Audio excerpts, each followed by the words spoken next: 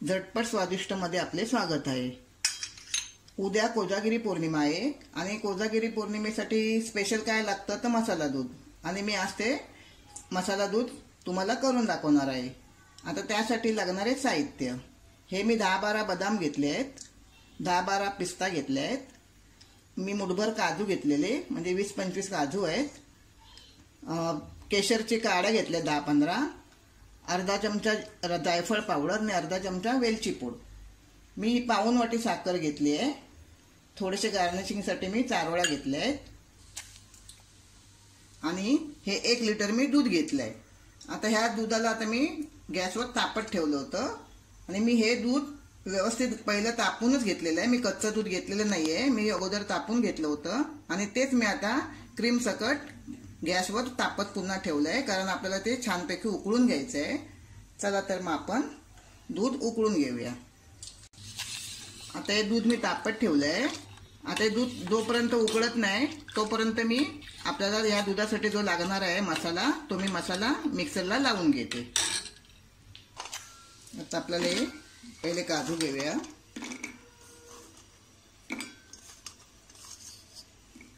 हे आपल्याला पिस्ता घालायचे आहेत,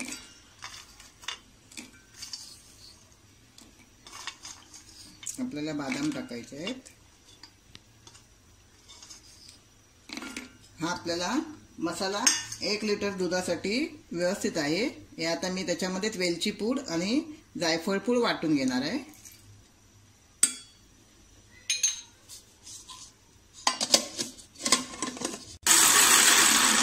आणि हे आपल्याला जास्त बारीक वाटायचं नाहीये, थांबून थांबून मिक्सर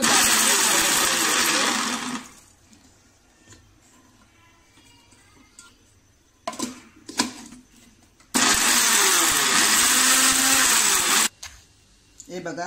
आता हे आपल्याला असं जाडसर मसाला वाटून घ्यायचा आहे आणि एकदम बारीक वाटायचं नाहीये। माझा मसाला वाटून झालाय, दुधाचा मसाला। तोपर्यंत आपलं दूध उकळत ठेवलं होतं,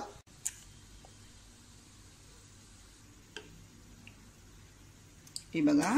आता आपल्या दुधाला छान उकळी आली आहे आणि आपल्याला असंच 5 मिनिटं दूध व्यवस्थित उकळून घ्यायचं आहे।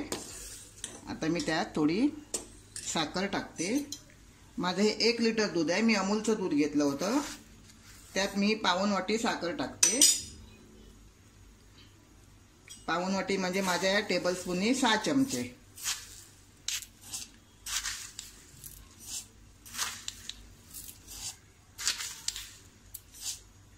आता आपल्याला हे साखर विरघळेपर्यंत दूध व्यवस्थित उकळून घ्यायचं आहे, पूर्णपणे त्यात साखर आपली एकजीव झाली पाहिजे आणि तोपर्यंत आपल्याला हे दूध उकळायचं आहे।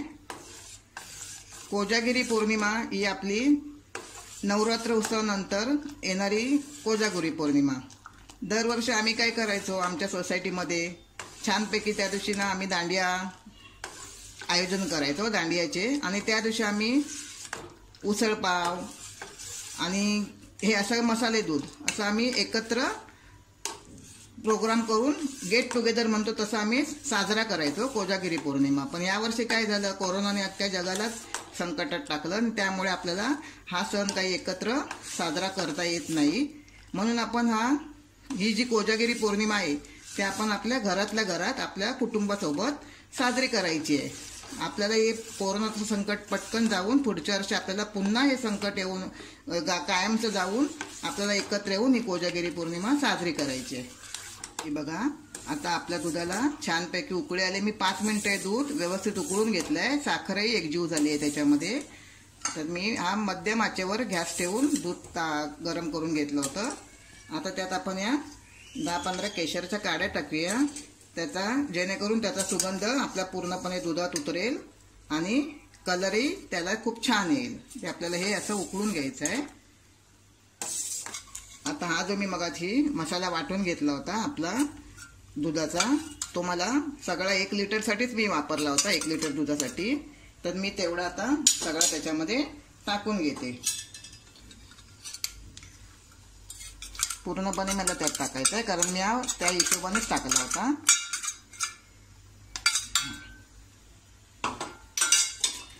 असाच मसाला तुम्ही जास्त प्रमाणात घेऊन जर तुम्ही घरच्या घरी वाटून ठेवून जर फ्रीजमध्ये ठेवलात तर तुम्हाला केव्हाही आपल्या लहान मुलांना हे दूध देता येतं.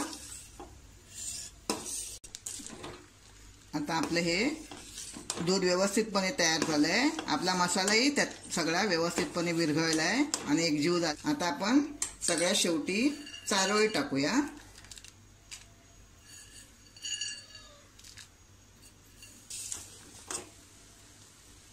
आपल्याला दुधाचा मसाला टाकल्यानंतर फक्त 5 मिनिटं उकळून घ्यायचं आहे. आणि आता मी हे 5 मिनिटं उकळून घेतलंय आणि माझं दूध मसाले दूध एकदम तयार आहे पिण्यासाठी. तुम्ही असं तुमच्या घरीही करून बघा आणि मला कळवा. आणि जर तुम्ही माझा चॅनल सबस्क्राईब केलं नसेल तर माझ्या चॅनलला सबस्क्राईब करा, व्हिडिओला लाईक करा आणि शेअर करा.